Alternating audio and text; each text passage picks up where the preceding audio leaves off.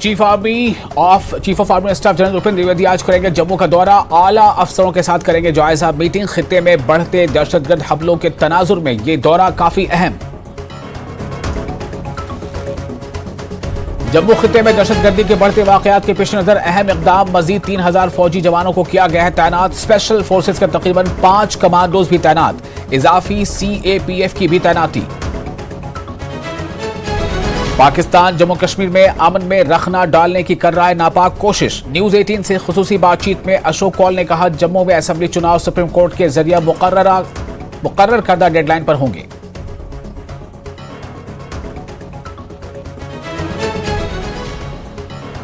अनंतनाग में डायरिया से कई अफराद मुतासर। मेडिकल टीम मुतासरा इलाके में पहुंची, हालात काबू में।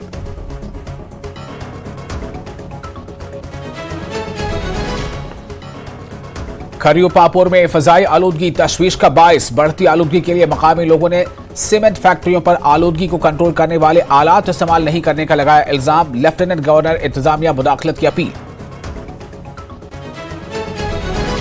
लेफ्टिनेंट गवर्नर मनोज सिन्हा ने किया 2.0 पोर्टल का इफ्तिताह। जम्मू कश्मीर की खवातीन को माशी तौर पर मजबूत बनाना है मकसद।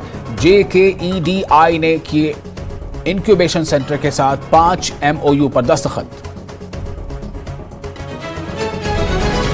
और आशूरा के बाद का बांडीपोरा में तारीखी जुलूस का इनेकाद। अज़ादारा ने इमाम हुसैन की फलस्तीन की हिमायत पर दोबारा गौर करे हुकूमत। मजलूमों की हिमायत करना हम पर इखलाकी जिम्मेदारी। पुलिस को इन लोगों को नहीं करना चाहिए तलब। मौलवी इमरान रजा अंसारी की हुकूमत से मांग।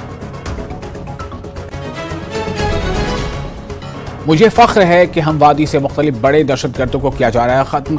जम्मू कश्मीर को आगे बढ़ने से रोकने के मजमूम एजेंडों को नहीं होने देंगे कामयाब। मैं शहीद बहादुर सिपाहियों को करता हूं सलाम। पेश LG मनोज सिन्हा का बयान।